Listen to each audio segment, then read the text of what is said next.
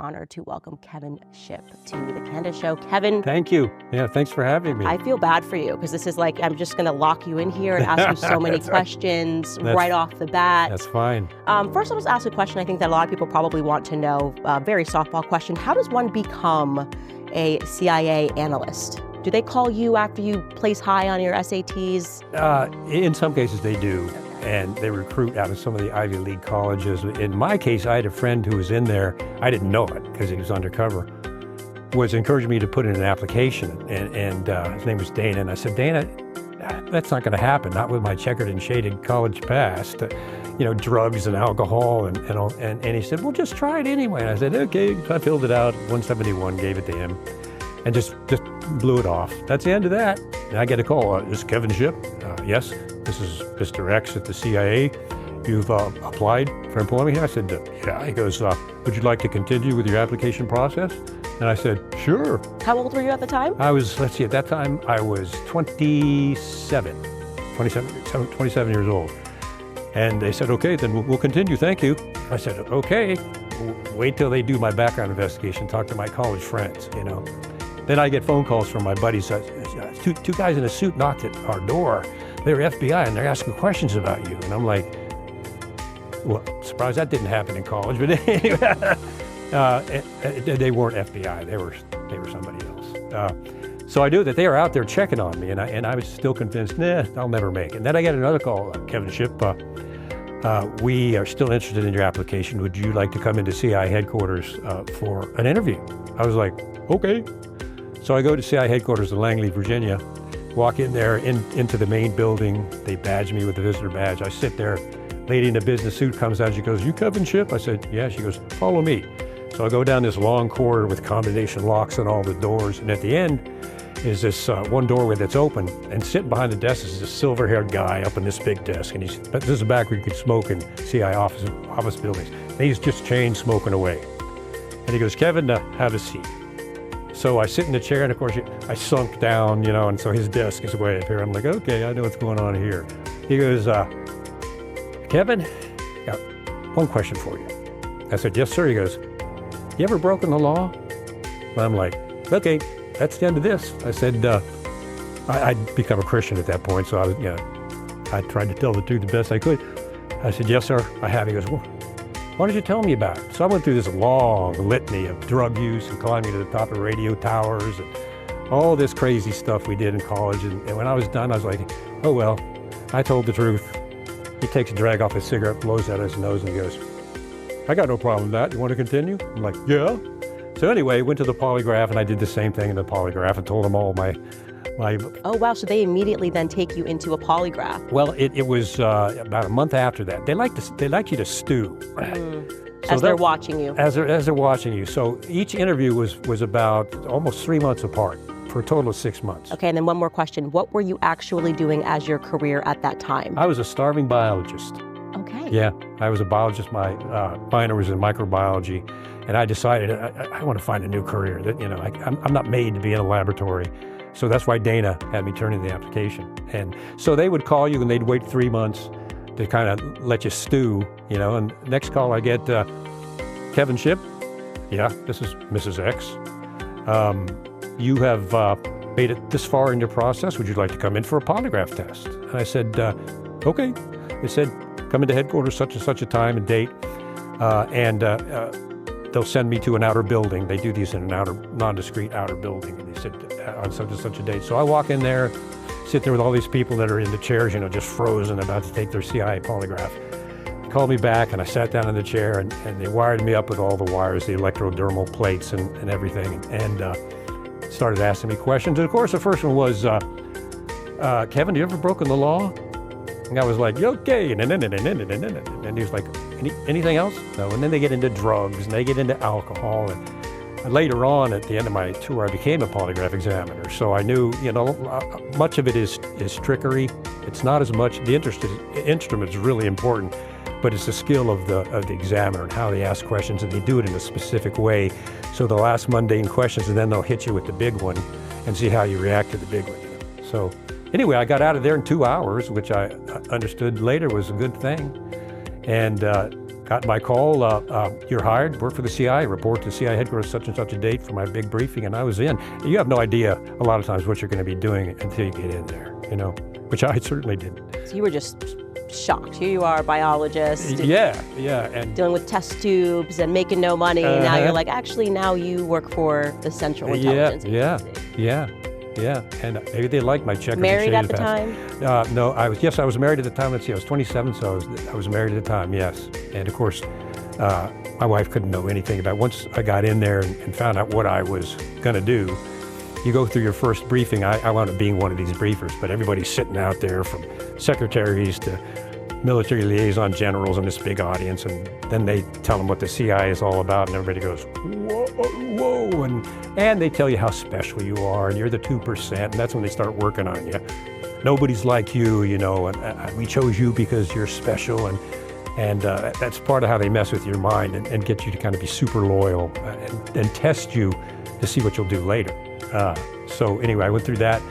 Then I started in what was called their Security Protective Service. They had just instituted a brand new program where they would train federal law enforcement officers at FLETC, the Federal Law Enforcement Training Center.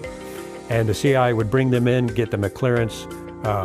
They would be licensed federal police officers, and then they would do secret things for the police inside CIA headquarters and buildings. So I started there.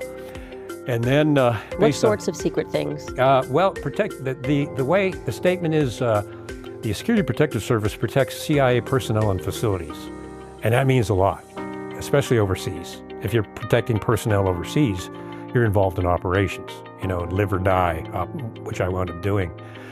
And so within, 8 months, I was promoted to be a protective agent on the protective detail of William Casey when he was director of the CIA.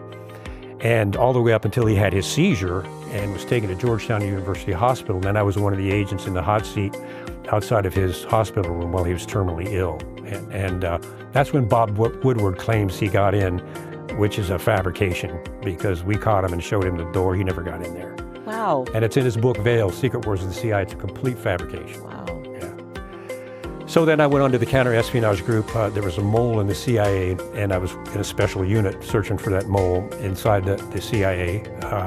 Then from there I went and became a member of what would be the CIA's version of a Tier 1.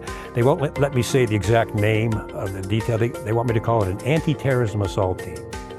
So we were sent overseas against the New People's Army terrorist group that were massacring police departments. They were surveilling embassy people. They'd killed a bunch of Marines, and we were sent over there to stop that from happening. Which country? Are you allowed to say? No. Okay. And so they said this could be a one-way mission. So we all took out life insurance, and I had a close call with a terminal illness when I was a kid, so I wasn't really afraid of much.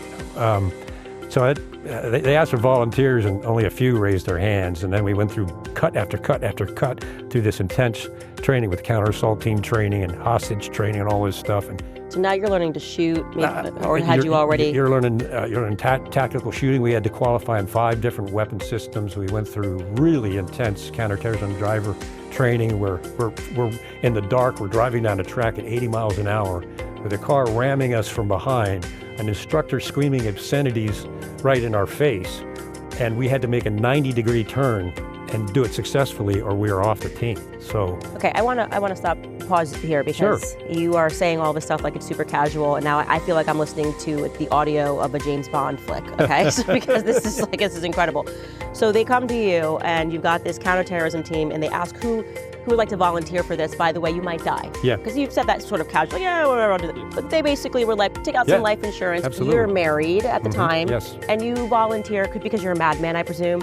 But you did say also because you had dealt with the terminal illness when you were younger. And I wasn't afraid of dying. Yeah.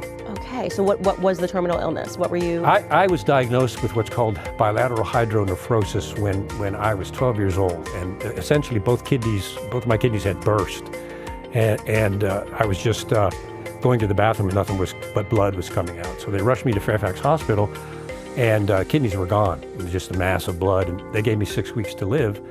And my mom, who was an agnostic, had a friend named Sue Bart, wonderful lady, and she had a prayer group.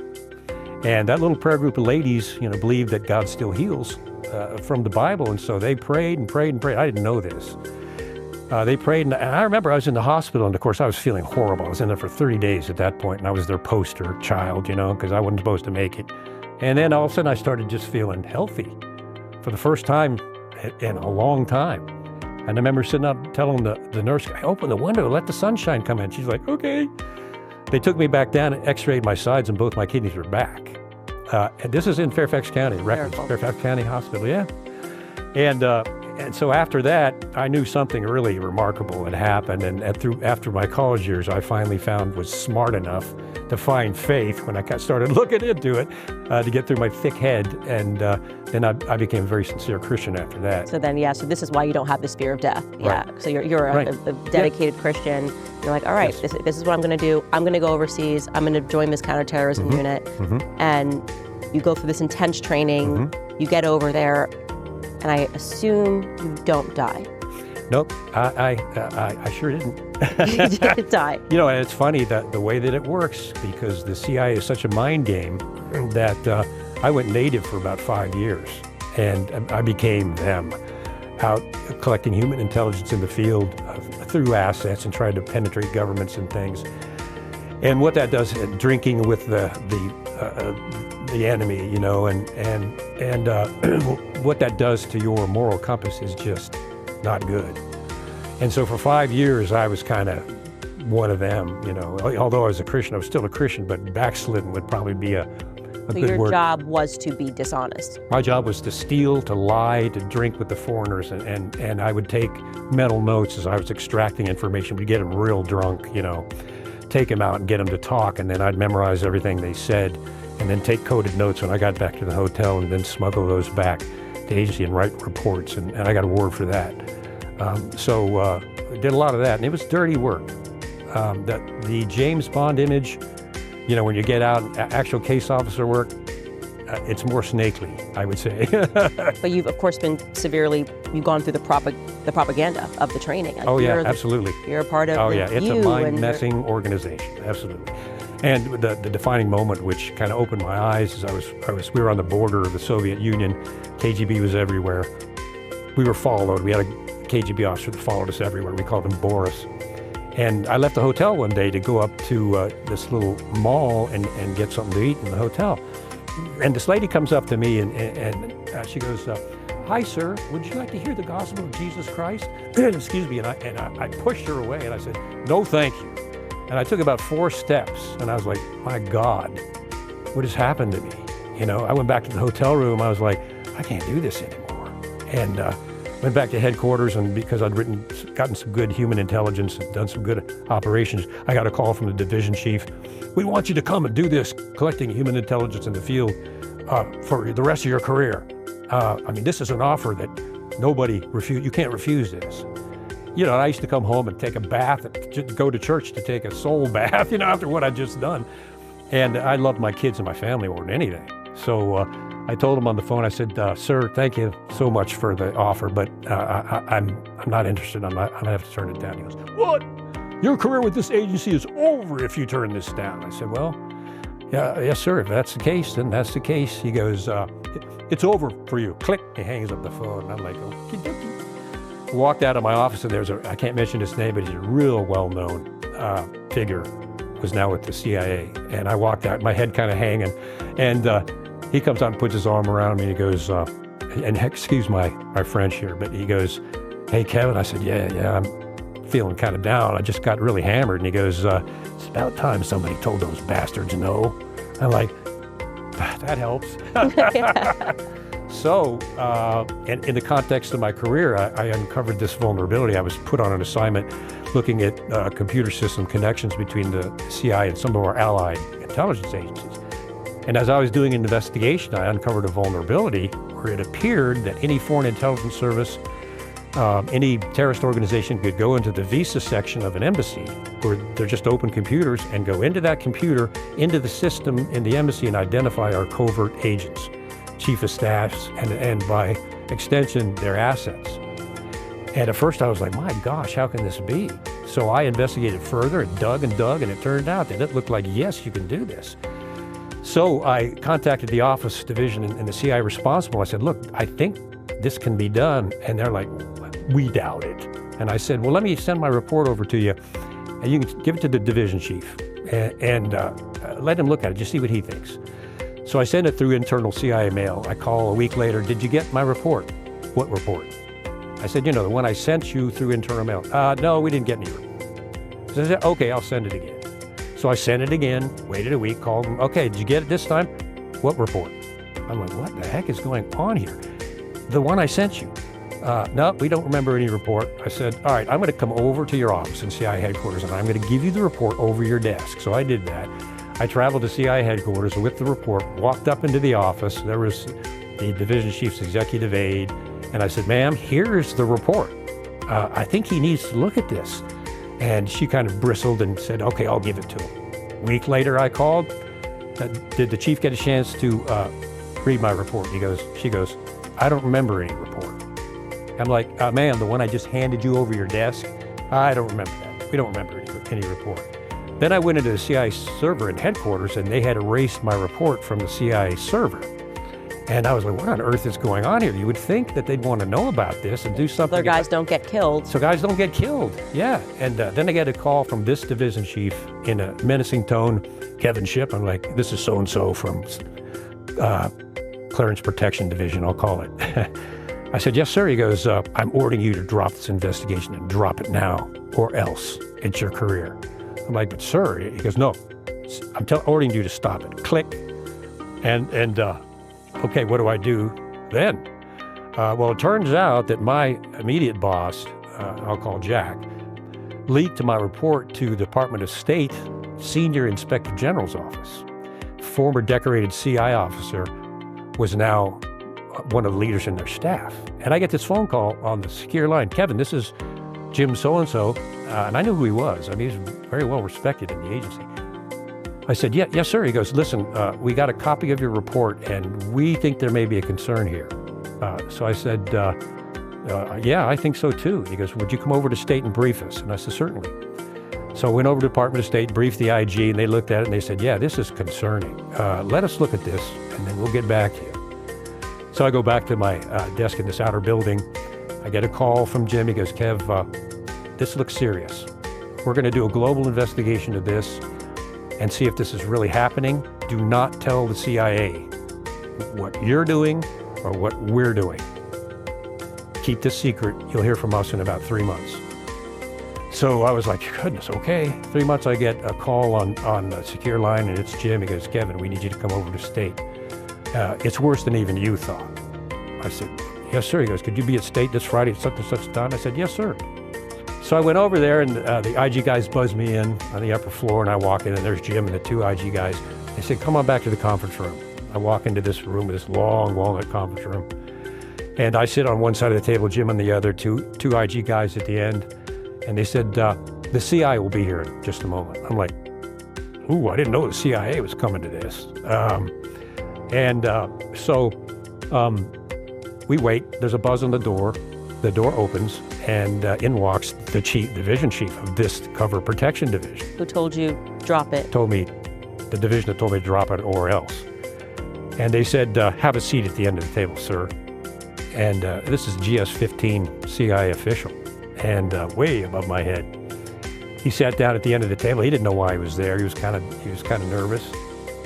And they said, consider this an official rebuke by the Department of State to the CIA for putting the lives of their covert agents at risk for over 10 years and then covering it up. Consider this an official rebuke. And this report is going to go to the entire intelligence community, and they're all going to see what you've done. Well, blood just drained from his face. He got ashen white and froze and was in shock. It was like, uh-oh, we're busted. And they said, you can go now. So he gets up and he walks out, and I'm sitting there thinking, well, that's the end of me. That's the end of my career. And I remember going back to the CIA headquarters, walking through the main hallway, and it was, figuratively speaking, it was like I had a laser dot in my back. I knew they were coming for me. And eventually they wound up assigning me to a secret base where they did all kinds of dirty deeds and buried a bunch of stuff, and put me in a house that they knew was badly contaminated. The people in it before were very ill. And ordered me and my family into this house. and we all got terribly sick. My son's immune system was destroyed. The immunologist said it looked like he'd been exposed to a burst of radiation. My wife was bedridden, bruising all over her body, bleeding from her guns. She was in dementia, lost her short-term memory. The CIA was ordering me not to tell anybody about it. They wouldn't allow any medical tests, any environmental tests. Told me to keep it quiet. They wouldn't let me contact my supervisor back in Washington. And anyway, so it was bad. Then they broke into our house. You know, I was 2 steps ahead because I was them. So we were out of the house, and I put tape seals on all the doors and windows, and a little Radio Shack voice-activated tape recorder. You know, how technically advanced. I put it up in the silverware container, and then a little safety zone motion-activated siren while we were gone. And we get back, we go into the house. All 5 tape seals were broken. I turn on the tape recorder, and you can hear the door opening with a master key. Some rustling around, you can hear the alarm go off and then shut off immediately. They knew how to shut that thing off, and you had to kind of know what to do. And at that point, I'd filed a personal injury suit against the CIA because they were covering this thing up. And we went back into where it looked like most of the toxins were coming in. They were coming in from below and above. And there were big paintbrushes of invisible chemical the CIA had broken in and painted on the ceiling. They didn't know that I was using a black light, because that's how you can find a lot of toxins with black light. And I remember Clinton, and a courageous attorney, we were standing there, and I hit it with the black light, and he goes, "This is like 3 days at the Condor." I'm like, every time I think they're not going to do something, they do. Anyway, that led to me coming out, becoming a whistleblower, and then seeing what the CIA will do to whistleblowers and the perfected system. That's why you never hear about CIA whistleblowers. They have a perfected system of career destruction. If you talk about anything that you see that is criminal or illegal or whatever, to classify it, seal it, put it under the state secrets privilege, and they threatened me and my wife and kids with prison if we talked about the evidence I collected to anyone. And then that was it, that's it. So I wrote From the Company of Shadows, came out, went first not knowing to the Washington Post and said, "I'm a former CIA officer, I want to come out with a story." And the reporter was like, "Oh, okay, yeah." He started calling me, and over 30 days, I gave him the story, an unclassified story. Over 30 days, he kept calling and asking questions that required classified answers. And I wouldn't give them to him. This went on. Finally, I said, look, Charlie Savage at the New York Times wants this story. So if you're not going to do this and you keep this up, I'm going to give it to him. "No, please, my editor is on me to ask these questions." Well, guess who his editor was? Bob Woodward. Mockingbird poster child Bob Woodward. And it turns out that the Post had gone straight to the CIA and reported my contact. New estimates show that more than 1 million babies were killed by abortion in 2023, the highest number of abortions since 2012. We have to fight back against this evil, because when they shout abortion, we have to shout life. And how do we do that? We join hands with Preborn, the largest pro-life organization in the country that sponsors ultrasounds for clinics in the highest abortion areas. When a mother considering abortion meets her baby on ultrasound and hears the heartbeat, it doubles a baby's chance at life. Every day, Preborn rescues 200 lives, which is a true miracle. By the time I finish reading this ad, 2 more babies will have been taken by abortion. Just $28 could be the difference between life and death. So please join the fight by sponsoring 1, 2, 3, or 200 ultrasounds. All gifts are tax deductible. To donate, just dial pound 250 and say the keyword baby. Again, that's pound 250 baby, or you can visit preborn.com/Candace. That's preborn.com/Candace. Yeah, I don't think most people know this, and it's interesting now because I'm now realizing that I know nothing about history. And so many people think it was this brave thing that Bob Woodward did and was in contact with Deep Throat, but it was actually the state overthrowing Nixon. Like the deep state overthrew Nixon. They wanted him out, and then they wanted to make it seem like it was this like heroic thing to the public.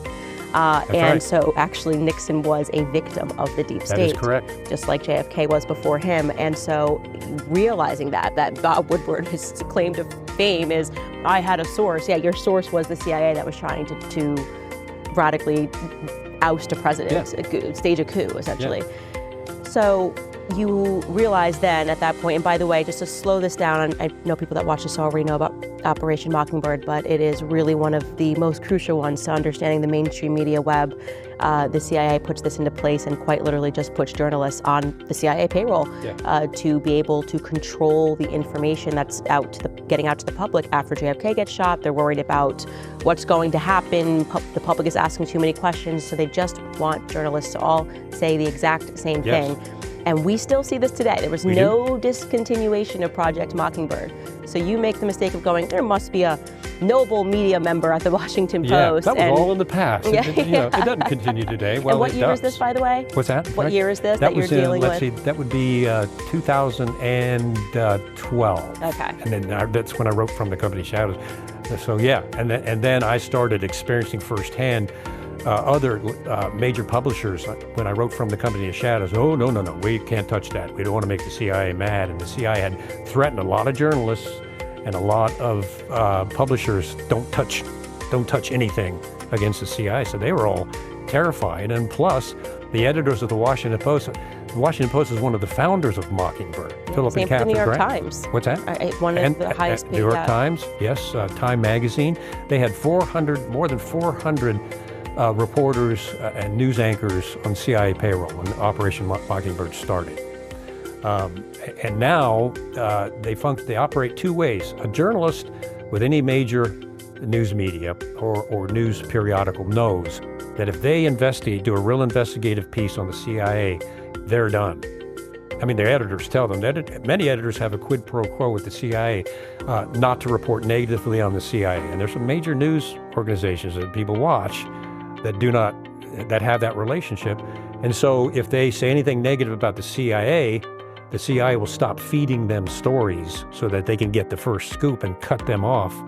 And that's going on right now with several well-known news organizations. And I mentioned the one with the CIA lapel pin.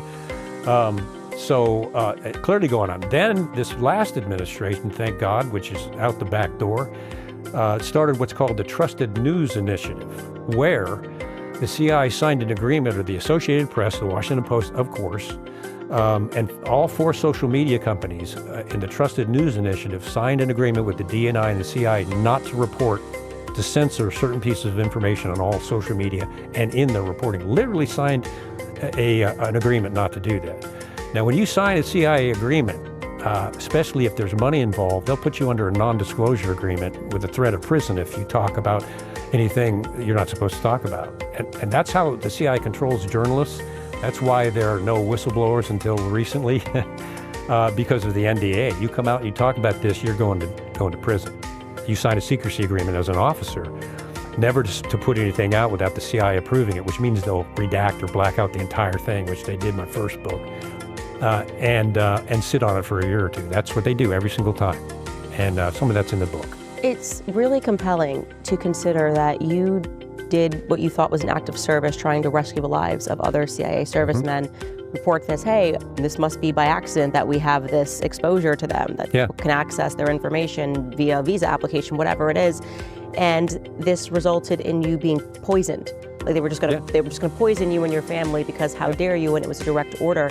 Of course, my mind is instantly running, why would they not want to deal with that, of course, if they realize that CIA servicemen can be killed? And then, of course, my mind then instantly goes to, because they kind of wanted them to get killed so they could, declare an act of war against whatever target it is. They killed somebody in the CIA, and, this is their favorite, a remarkable intelligence failure. They were somehow able to access the information by accident. We had no idea. Exactly. But in reality, they wanted these people to be harmed. Why would they not take care of something that clearly put their agents' lives at risk? Why would they leave it there to the point of covering it up, threatening me and then taking the report off the CIA server, unless they wanted that vulnerability there to use if there was a chief of station who wasn't playing by the book, or they wanted to plausible denial for some operation that went bad, to blame how it happened. And that's the only logical conclusion. I just think false flags. It's like somebody gets hurt and then you say, you had no idea how this happened, and now we have to retaliate because our guys are getting killed, or somebody high up got killed, and of course we're going to defend we're going to defend the homeland. Yeah. And this is something that people are asking all the time, like how many false flag attacks have there been where they allowed these remarkable security failures to happen? Several. A lot. Several. From, goodness gracious, from the Vietnam War with the Gulf of Tonkin, that was a false flag. The Vietnamese ships on the radar attacking, those were fake. The CIA added those on the radar that they gave to Congress. The Vietnam War was started by a false flag. And look at 50,000 American soldiers died, and 1 million Vietnamese civilians died because of that. And then you go to Iraq, the false intelligence from Iraq. 500,000 Iraqi civilians, 2,500 U.S. troops were killed, and 200,000 U.S. service personnel were badly injured because of false intelligence from the CIA. Remarkable intelligence failure. Yeah. Even Pearl Harbor, they had warnings of it happening that they chose to ignore. I was watching this whole documentary on it, and I was like, oh, okay. Yes. It was just a remarkable intelligence failure. They heard that it was going to happen, and then it happened, and then what do you know? We're in World War II. Yeah. And this just really gets into the military-industrial complex because they need to make sure that the public is on their side. Yeah. And that is why this book, Chaos, blew my mind. To think that the Charles Manson murders, which fundamentally changed, people were so traumatized by how graphic these murders were. Yeah. And to know the CIA was there that night. I mean, what that Tom O'Neill uncovered, and almost he dedicated his whole life to it. He was flat broke and just filing FOIA requests for years, realizing that the public thought that Charles Manson just hypnotized some people to do these crazy things. But in reality, everything we know about the Manson murders, this guy was MK Ultra. He was trained by the government. And this was an order for people to, I guess, to just end the hippie dream. They wanted to go to war. The hippies were to love rock and roll. And this, leading up to the Vietnam War, LBJ, bloodthirst, Vietnam, Cambodia, it's incredible the lengths they will go through to get the public on the side of war. And extremely upsetting. And then even in that, back in the 60s, that was a pretty much Project Mockingbird, because he explained how all the press then was writing every minute, every detail, because they wanted to traumatize the press. And these moments are traumatizing. Pearl Harbor, traumatizing. I always go back to my propaganda as a child in school, 9/11. And now I think back at it, I'm going, oh my gosh, just the words they use, and they don't let you think about anything but the emotion of it, right? Like, and so we get in line and we go, okay, yeah, no, we're totally okay with establishing TSA and giving up all of our freedoms in order for us to stay safe. Gutting the Constitution. Gutting the Constitution, because all they're doing is showing us these images and talking about terrorism. And I was in the classroom and they're telling us, in order to be safe, to keep you safe, and then we have to go to war, and we can't just quickly say war in Iraq is okay, don't even ask questions, even though there were Saudis in the plane. All it takes is something very traumatizing to happen, Operation Mockingbird in full effect, and you can, in most instances, get the public to be persuaded to go into a war, a conflict that they know nothing about. You nailed it. You nailed it. Yes, and in terms of 9/11, I taught criminal investigations at a college, and I did investigations, obviously, espionage investigations. In the agency, a criminal investigation was never done on 9/11. They automatically blamed it on terrorism. They didn't examine any of the evidence. As a matter of fact, they bust out all of the iron and steel on barges to China the next day. And they made these ridiculous, and when they do their propaganda, it seems so stupid on its face, but they repeat it so many times. For example, well, we can prove that it was such and such hijacker that flew the plane in the building because we found his passport laying on E Street. So stupid. What? Let's see, the plane was incinerated. The floor above and below the plane were incinerated. There was absolutely nothing left of the recover bodies. The building was powder. But amazingly, they found this passport that proved their narrative. Oh, and so this year, we did a 2-episode series on 9/11 to go backwards, because I was a child, and to show people, we found these old clips and showed them. Do you realize how much we were lied to about 9/11? Like, it's just unbelievable. When you look back at everything they told.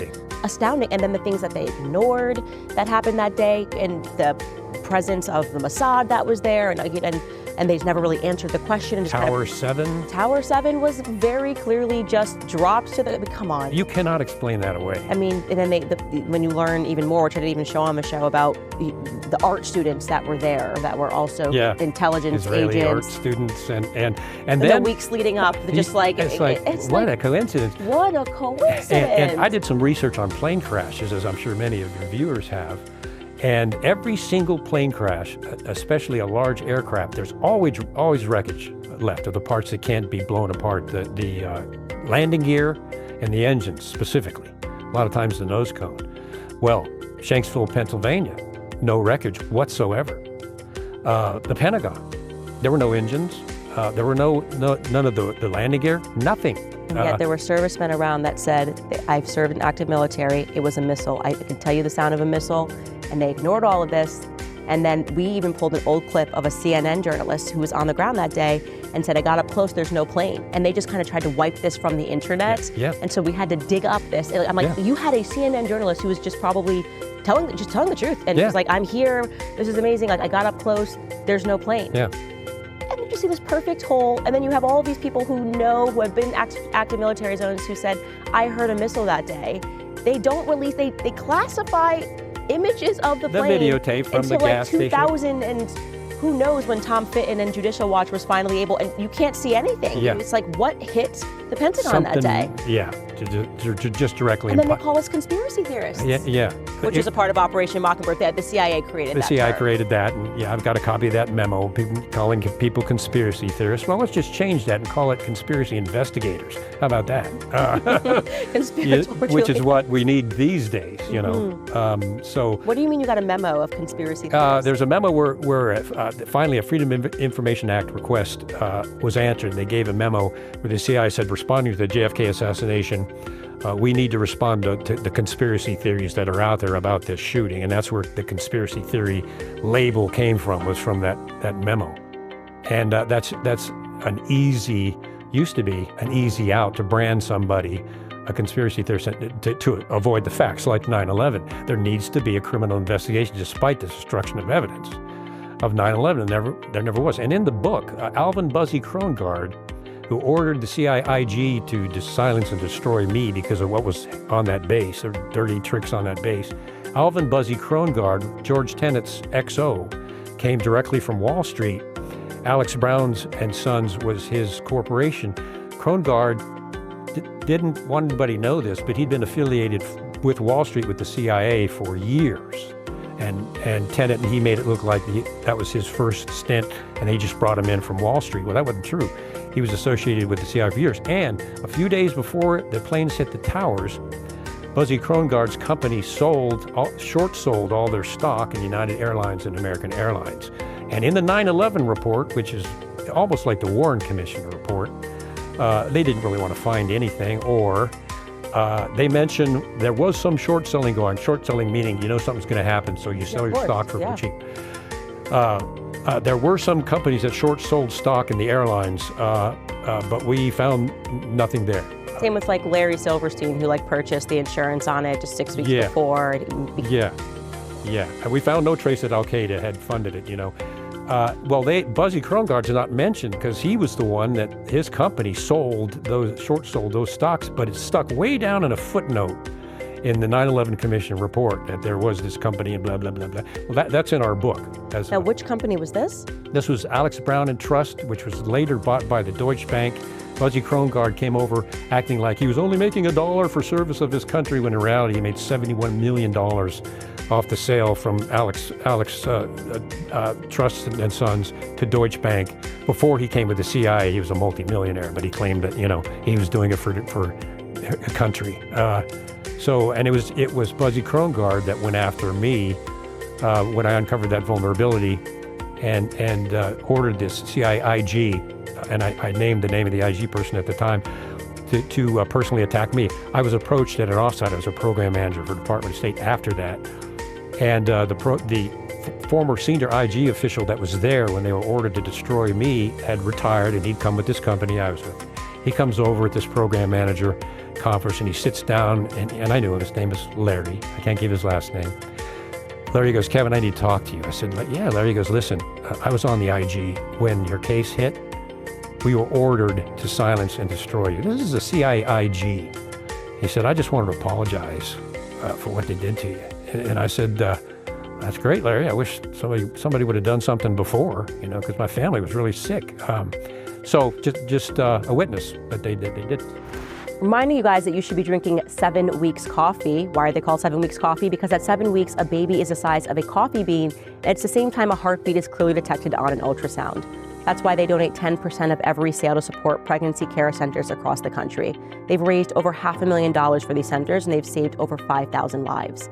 Now I can tell you about their coffee because I'm very picky about what I put into my body. It's mold-free, pesticide-free, shade-grown, and low acid, and it's organically farmed, so it truly checks all of the boxes. And just in time for the holiday season, 7 Weeks Coffee is having their biggest promotion of the year. You can enjoy exclusive discounts, free gifts with every order, and new limited edition coffees. So whether you're looking for stocking stuffers or the perfect roast, 7 Weeks Coffee has you covered this Christmas season. Exclusively for my listeners, if you go to 7weekscoffee.com and use code Candace, you'll get up to 25% off your order. Remember that your order will directly help support a network of over 900 pro-life organizations across the U.S.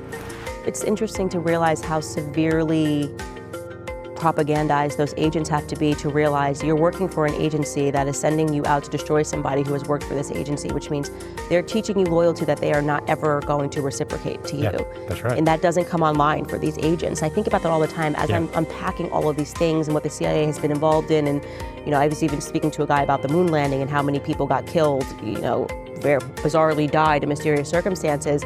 And you just wonder when you see these agents, like, when does it come online? You're not a part of them. Like, there is a very small elite who realizes that if they make you think that you're in the cool club, that you'll do anything for them, that you'll put your lives on the line. But to them, to the people at the very top, they'll replace you tomorrow, they'll kill you tomorrow. You're as good as you can serve them today. Yes. And it's just interesting to hear that they were sent to go destroy a CIA agent, as if they weren't a CIA agent. I was a top I would go, performer. I'm working for the wrong place. Yeah. If you're asking me to destroy someone, that's a colleague. Yeah. And For what? Because he tried to save other colleagues. Yeah, and he's exposing this base that we've been trying to hide for decades, and all kinds of bad stuff that they buried there. And I'll tell you, the 20%, the top 20% of the CIA, especially at the highest levels, they're malignant narcissists. They do not care about human life. Now, the 80% below, there's a lot of good, patriotic, America-loving people just doing their job. But the 20%, that's where the darkness and the evil is, because they do not believe in democracy at that level. And they could care less about the Constitution, obviously, because they break federal law all the time. They broke it in my case several times. So it's that top dark 20% that are doing the same things they've been doing since MK Ultra was initiated. And MK Ultra was in place for 20 years. That was not a short program. I think it's still in place. Well, you got to ask yourself, why would Thomas Crooks take a shot at Donald Trump? And you look at his background, of course, it's under investigation, so they're not going to release. But this guy had 3 encrypted overseas bank accounts, which I haven't heard anybody investigate that. He had no history of criminal violence, no threats. He was a brainiac in school. He'd received an award as an honor student. Of course, he was in a BlackRock commercial, but in my opinion, that was just a coincidence because they were bright students they were interviewing. But this kid had no history, no inclination to do that, and yet one day he climbs up and does it. Then there's Sirhan. And both Bobby Kennedy and I are absolutely convinced that Sirhan was an MK Ultra, programmed by MK Ultra. That he had no memory of shooting Bobby Kennedy Sr. And when they went in to hypnotize him, they said he was so easy to hypnotize, they had him climbing up and down the walls like a monkey. They could make him do whatever they wanted, and he would do it. That's just the way his mind was, like it had been really badly messed with. So I think Bobby Kennedy and I are convinced that was an MK Ultra subject too. Yeah, I'm very convinced that he was obviously murdered. And somebody also was telling me, someone on the PBD podcast was telling me there's actually a book that's super interesting, that it wasn't even him being stabbed that killed him.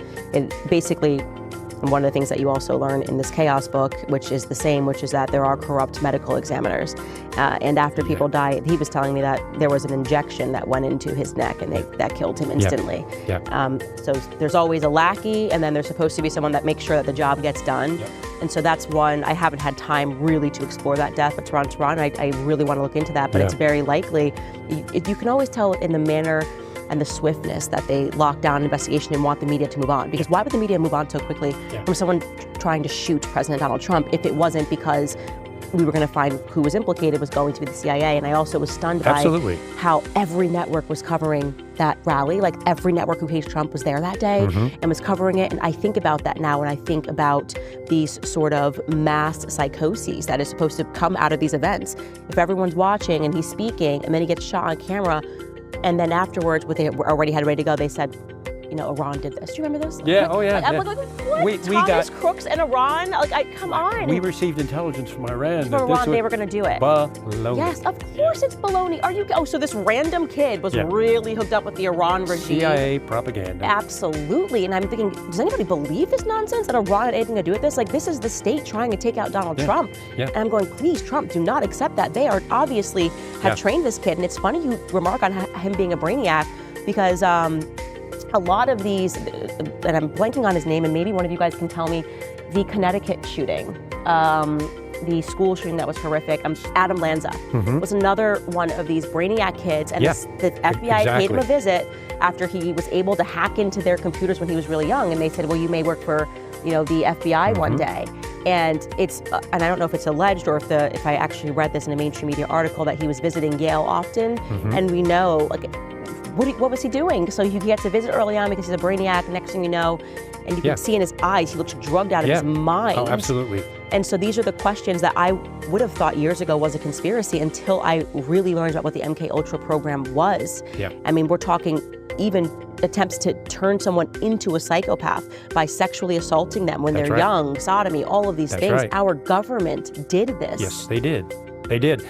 They used sexual violence. They used torture, putting them in frozen rooms, hanging them. They used extreme amounts of LSD, extreme amounts of electroshock. The original idea was they were trying to create assassins that would go kill somebody and then have no memory of the event.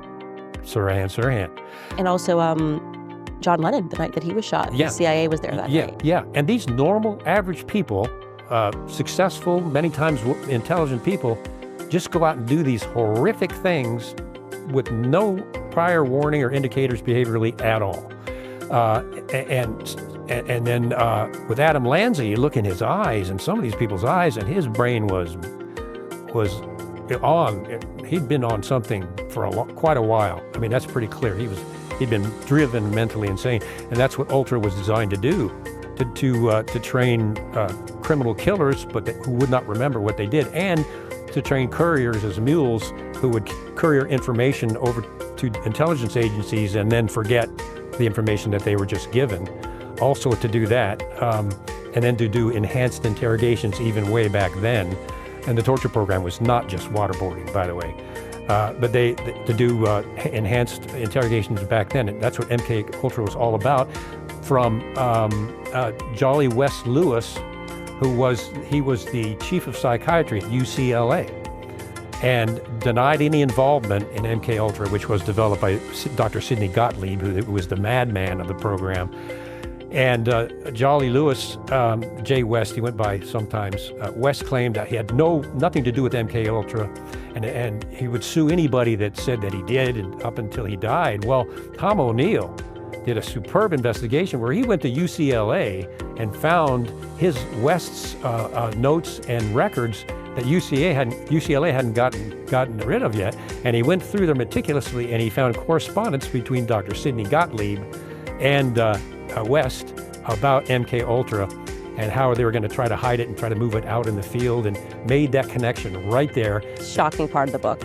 Yes, and in Haight-Ashbury, Jolly West Lewis had his MK Ultra office right next to Haight-Ashbury Clinic, and they would refer people over, and some of the people that O'Neill interviewed that were involved in Haight-Ashbury said, oh yeah, Manson and the girls came to see Mr. West often, all the time.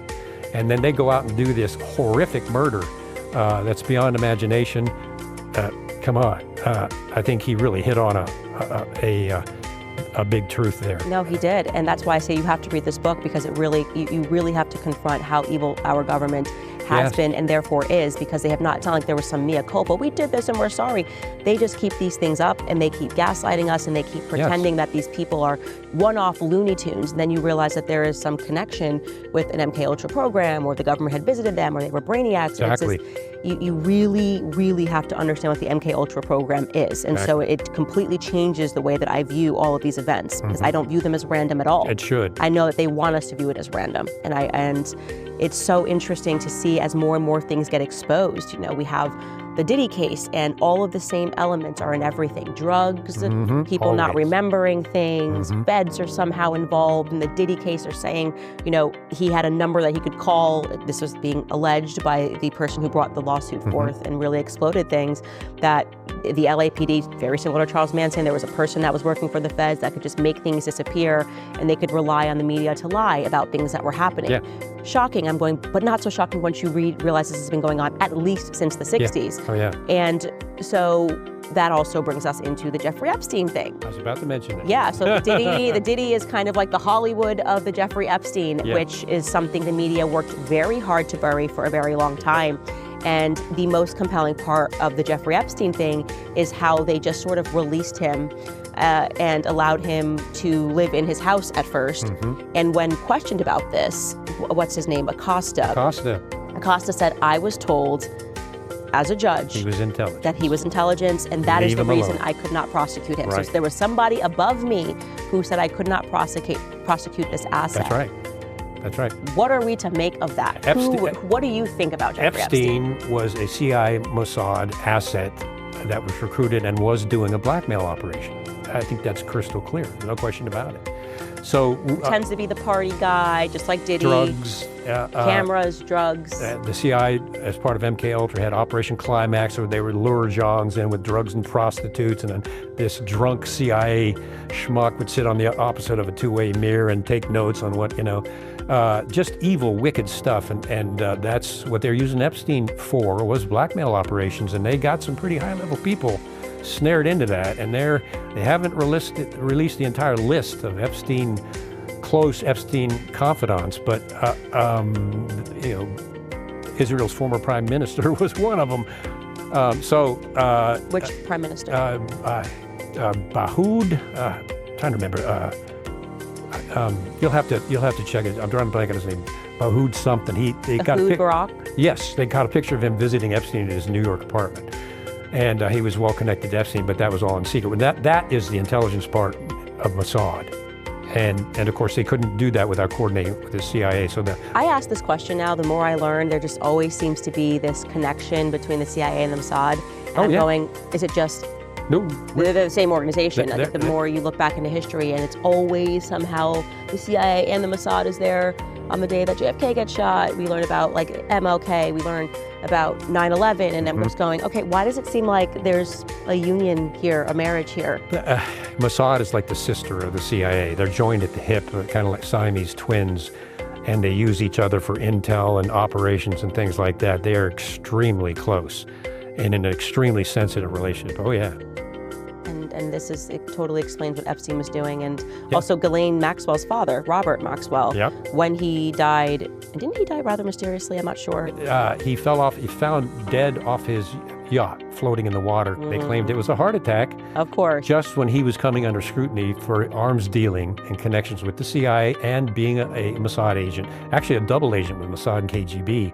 All of a sudden, he's found dead floating next to his yacht, and... happens all the time. Oh, yeah, it's just, just one of those things. See what a ton of Mossad agents, and I think a former prime minister of Israel attended his funeral. So it's like, guys, hey, maybe it's like, Elaine. It's very difficult that they find out the hard way to cover up the truth, because it's going to leak out, somewhere. And it's good investigative journalists and people like yourself that look for those leaks and then start digging, which is what we have to do, because we're being lied to constantly. Our government has not changed since Pearl Harbor. It is the same. The CIA is the same at the upper levels. They're doing the same kinds of things. I was an agent on William Casey's detail, and one of my posts was in his house.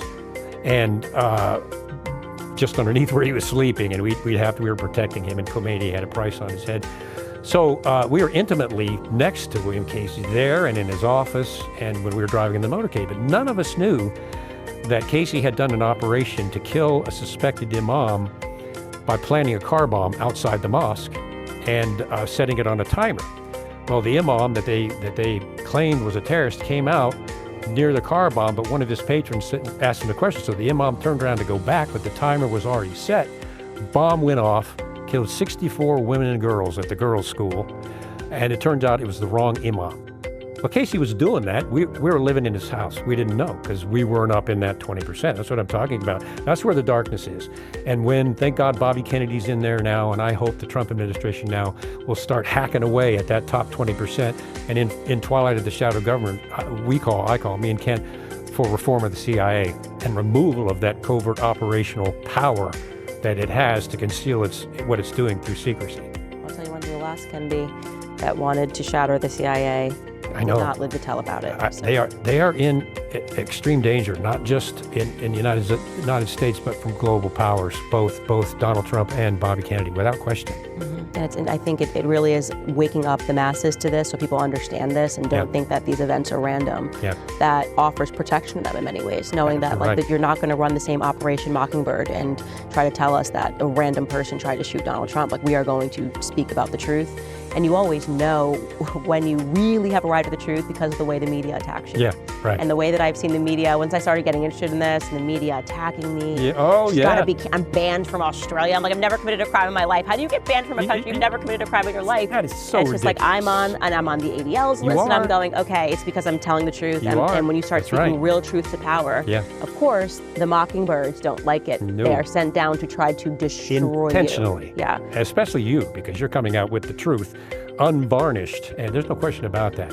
And of course, they've done the same thing with me, conspiracy theorist, rogue, CIA employee, paranoid. Totally crazy. We worked with him for years, and we thought that he was so intelligent that he was a part of the 2%, but now he's a wacko. Yeah, but now he's a rogue wacko. Yeah. You expect that, and we should consider that a badge of honor. I do, and that's why, look, I even put it on. I'm like, conspiracy theorist, I sell it. I couldn't care less. That. I'm like, yep, you got me. I know that you created the term, and we're going to go ahead and embrace that because we know exactly what you're up to. Yep. Okay, so now we have to do this thing, and I'm going to ask you, and by the way, we're not reporting this to be fact, but like after I spoke to Judge Joe Brown about MLK, and he was the judge on the case, and he was then being attacked by the feds. They shot into his house 15 times. Crazy for him to be telling the background of that. And he was like, this is how they killed him. The FBI killed him. Here's the gun they used. They kept the guns. It was incredible to hear him say this on the show. But now we're going to go back in time, and I'm going to ask you who you think did each of these huge events, okay? The killing of MLK Jr. You're told that it was this random guy who happened to have a couple of extra passports on him that day. Yeah. Is he the murderer of MLK Jr.? No, that was a CIA operation because they considered him a dangerous communist.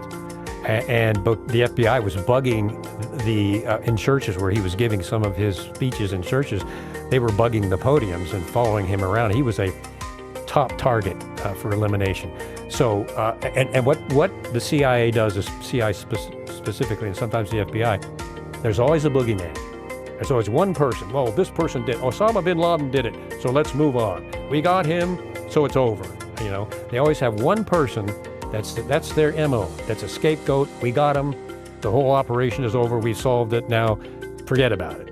And that was the case with Martin Luther King. Same MO. They used that same MO over and over and over. Timothy McVeigh. He was the only one that did it. About that. Timothy McVeigh. Yeah, he was MK Ultra. And there were other bombs in the building that were reported initially and then deleted from the media coverage. And on and on and on we go. Okay. JFK. We are told that this guy just shot him, and then another guy heroically shot the guy who shot the guy. And then, as you learn in the Chaos book, was visited by Jolly West while he was in prison, and then he was suddenly insane the next day when the judge saw him. Who was involved? Do you believe the official storyline of how JFK was killed? Absolutely not. For starters, have you read the book The Secret Team by Fletcher Prouty? Oh, I would recommend that book to everybody. Fletcher Prouty had high-level access in Department of Defense and CIA tickets, but they forgot to get him to sign a non-disclosure agreement. So when he saw all this, how they played all these things, he came out and he wrote The Secret Team. And in the secret team is his witness account of the JFK assassination. And there was a well-known CIA operator from Vietnam up until that point named Edward Lansdale. And there's a photograph of the three mysterious men being walked by the sheriff in front of the book depository. And walking by them, as one of them smiled, was Edward Lansdale, well-known CIA operative. And Prouty worked with him. He knew what he looked from behind, he knew about the ring on his finger, and he identified Lansdale as a CIA operative. George Bush made this mysterious phone call that day, claiming that he was in Dallas. Now, George H.W. Bush, longtime CIA operative, although he tried to deny it. Going all the way back to the Cuban Missile Crisis, he was a CIA operative. When he was president, CIA in the White House, aka Iran-Contra, and then they promoted him. So Edward Lansdale was there. There's no question about that. Bush called in and said, I think something may happen today, and I don't know, I just wanted to warn you about it. I'm in Wisconsin or wherever he said he was. He was in Dallas, Texas, and phoning in a fake phone call that day. Oswald, without question, had been recruited by the CIA, sent over to Russia to try to be a double agent, and then came back. Was he the only shooter? Absolutely not. The CIA was then working with the mafia, and JFK had fired Allen Dulles, the devil incarnate, as we've called him. And Allen Dulles, he fired Allen Dulles. So Allen Dulles was having secret meetings with other CIA officials that were now out of there, how to get rid of JFK, because he was his arch enemy. He fired him. This guy was a power-hungry director. So they were having meetings on how to get rid of JFK rather. And so when the murder happened and the Warren Commission was put together, guess who was in charge of the Warren Commission? Allen Dulles, who coached all the CIA witnesses on what to say, what not to say, and forbade some of the others from even testifying at all. They put the fox in charge of the hen house. I mean, come on. And then the questions they asked, as you know, were just absolutely ridiculous. So, yeah, I think that was a CIA hit, and they may have employed some mafia connections to carry it out, because that was their mafia assassination program. Exactly, and LBJ was very involved in all that in Dallas. And so he was an evil man. He was an evil man. I believe he knew that he was going to get shot because they wanted him in the position, because they wanted to go to war every single time. When they decided they want war, and what did LBJ do? Henry Kissinger, that they just went to town in Vietnam, went to town in Cambodia. I mean, they just didn't stop. The murder of Americans, not realizing that this is how things work. Okay, what about Pearl Harbor? Pearl Harbor, Admiral Ace Lyons. I don't know if you've heard of Admiral Ace Lyons. I had a radio program called The Intelligence Hour several years ago, and Ace had become a friend of mine because we were working on exposing Benghazi. And Ace Lyons was commander of the Pacific Fleet back during that time. And I asked Ace Lyons about Pearl Harbor, and he goes, I am still angry to this day. And I said, why? He goes, because they knew the attack was coming. They knew where it was going to happen in Pearl Harbor and when. And they told no one, and they let it happen on purpose. That's from the commander of the Pacific Fleet. I would say that's a pretty credible witness. So yeah, that was a false flag. They've admitted that. They admitted they heard it was going to happen, and how else were you going to get Americans to be on the side of this war? That had nothing to do with us, Exactly, and that MO is repeated on and on and on and on and up through Iraq, where the Pentagon even had the Pentagon Analyst Program, and they were going on Fox News, and all these generals that were recruited in this propaganda effort, going on pushing the Iraq war. You remember on Fox News and others, there were these generals on promoting. Well, that was a propaganda operation by the Department of Defense called the Pentagon Analyst Program. So this is why you have to learn about Sigmund Freud, and then behind him Edward Bernays, and learn about the World War II propaganda. Make people every day just see Germans as the enemy. Then we have this big event happen, and the boys sign up, and they go to war, and they get killed, and it is the exact same thing every time. Remarkable intelligence failure. Now we're being drafted in because we have a right to defend ourselves, and we must get involved now with this war that has nothing to do with us. And now we're in the Middle East, which is nowhere near us, but and so, which brings us to 9/11. Your opinion? My opinion, as a criminal investigator, as a former CI officer, 9/11 was not the act of a bunch of poorly flight-trained terrorists that executed an unbelievably meticulous piloting of those aircraft. Even pilots, there's pilots for 9/11 Truth now, and they say we could not have done that. Experienced pilots could not have made those maneuvers. Not possible. And then we go to the passport issue, and we go to the Tower 7, which was a controlled demolition. Obviously. You talk to any structural engineer, and I have. Well, that was a controlled demolition. I mean, it was perfect. And then you look at the facts that just don't add up, and the facts that were left out of the 9/11 Commission report, and then the ridiculous claims they made, the lack of airplane parts, no landing gear, no engines, which we talked about. So all of that put together, and the fact, I think George W. Bush blacked out, I think it was 40 pages of the 9/11 report dealing with Saudi Arabia. And the report came out, the 9/11 Commission report came out, but those pages were blacked out, and he refused to unredact them. So wait a minute, this report was supposed to be for the American people on what happened, and you blacked all these pages out? What in the world? I do not think that it was a bunch of poorly trained or untrained terrorists that did it. I think there was another source behind it. I think it was intentional. And I'm going just from a criminal investigative perspective, just looking at the evidence, what evidence we have, that was an intentional act. And it would fall right into the MO that you and I are talking about, horrible event, because human life does not matter to the shadow government deep state, or especially the CIA. It does not matter. They're pawns on their chessboard. They don't care that 3,000 people were horribly killed that day, but it achieved the aim of gutting the U.S. Constitution, bringing in the horrific Patriot Act, giving the CIA unthinkable authority for secret prisons and torture beyond waterboarding and secret renditions and all of that. The FBI, the ability to spy on Americans came out of the Patriot Act. So it was the perfect national security state energizer that the Patriot Act was, and 70 of the congressmen and senators that read the Patriot Act didn't even read it. They just signed off on it without even reading the bill. So, yeah, I mean, that's my view. And it's my view as well. Just factual. The economy has been a major burden on the average American. Wages are flat, expenses are up, and it is very hard to manage to pay all the bills without using credit cards. If you're a homeowner and you're frustrated with that cycle, I need you to make a 10-minute, no-obligation phone call today to my friends at American Financing. Interest rates are finally coming down, so if you're constantly carrying a credit card balance each and every month with a rate in the 20s, American Financing can show you how to put your hard-earned equity to work and get you out of debt. Their salary-based mortgage consultants are saving their customers an average of $800 a month, and if you get started today, you may not even have to make next month's mortgage payment. So call today at 800-795-1210. Again, that's 800-795-1210, or visit americanfinancing.net/Owens. Again, that's americanfinancing.net/Owens. Yeah, I mean, you look at these things and you go backwards, and you, like I said, it just follows that same MO every single time. Horrific event, and then yelling at everybody, don't even ask any questions of what we do next. Yes. If you do, you're a terrorist sympathizer, you know, like all you care about is defending the terrorists in the Middle East. You don't care about your safety. And I think there was just one lone congressman who said we absolutely should not be signing the Patriot Act. And, you know, the media came down on him very hard.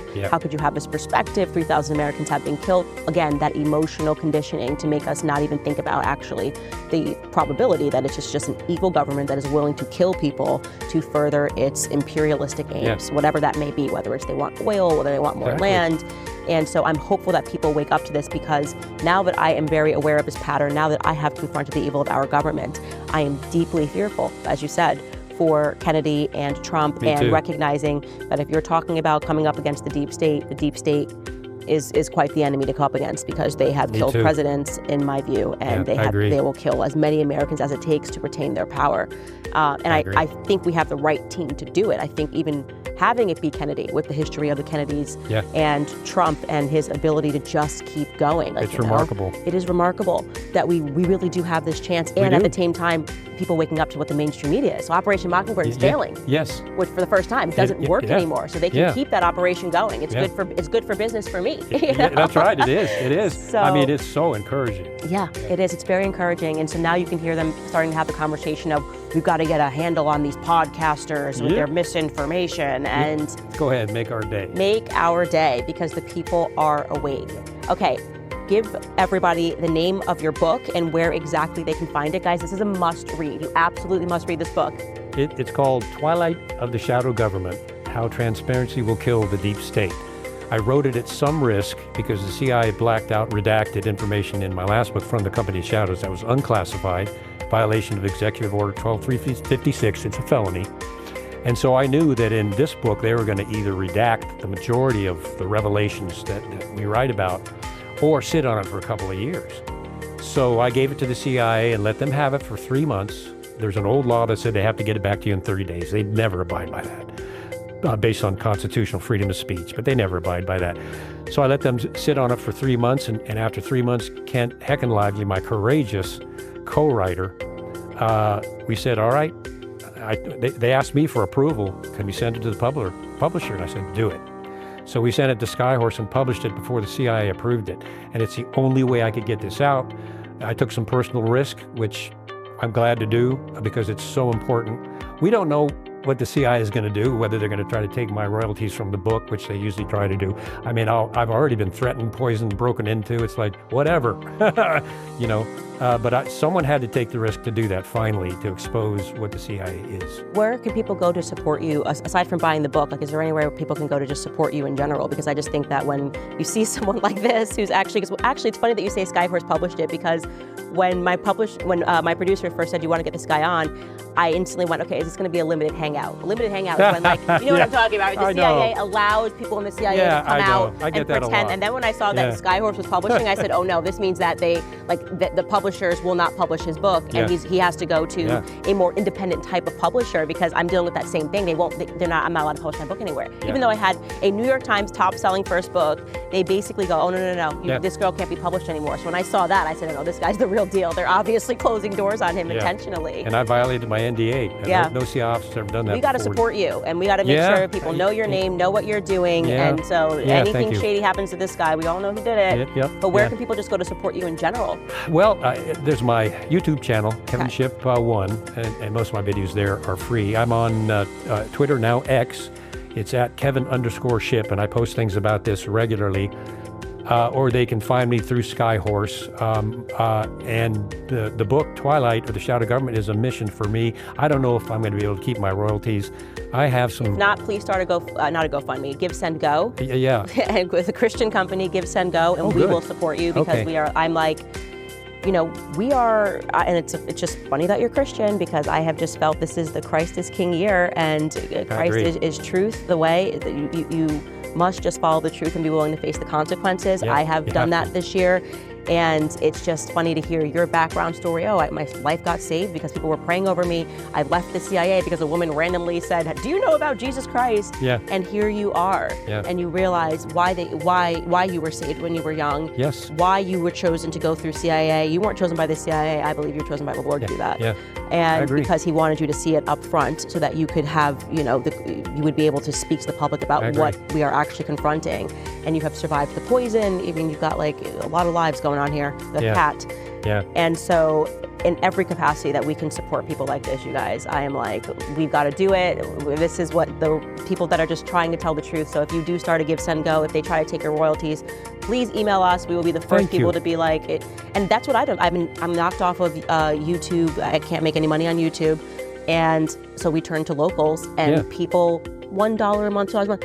The people are doing this. We exist because of the people. That's the way to do it. It's the best way. I don't care about the publishers. I don't care about any of that stuff. It's the only way to do it. We are creating a network of people that know that Christ is King and that the truth wins in the end. And we just have to keep going. My wife Sue has set up a GoFundMe page, so we'll see what happens. Tell her to go to Give, Send, Go, please. Okay, I'll do that. Tell her to go to Give, Send, Go. And if you send it to us, we will will do. Tell people to support you guys. And they will. Trust me, my audience, they're hardcore. Awesome. They don't care what the media says. They actually like it. Like I said, if the media calls you a conspiracy theorist, that's awesome. They're like, we can trust him. And they probably will come after my royalties. I know that in advance. Whether they're going to try to say there's something classified in this book, let's get them for that. Well, I was a classifying authority. I know what's classified and what's not. They can try to make that accusation. I don't think they will, because there is the possibility that they don't want publicity for this book, because no CIA officer has ever done this before, and it does not make them look good. So we'll see. We'll see what happens. Ladies and gentlemen, we are going to include the link to his book below. We're going to hope and pray that they don't take his royalties, but if they do, who cares? Because we are bigger than the CIA. We are. That's right. That is the reality. There's more of us than there are of them. And hopefully there are some CIA agents watching this that are getting the clue here. Like, you know, you're working for people that don't really care about you. So why don't you join the people, join the freedom, join the truth movement. Kevin, I cannot tell you, it has been such an honor to have you. Same here. These are the conversations that just enrich me, enrich my audience, help us to learn and grow, and remind people that the truth team is winning. That's right. I really do believe Amen to that. that. Yeah. Thanks Thank you for so having much. me.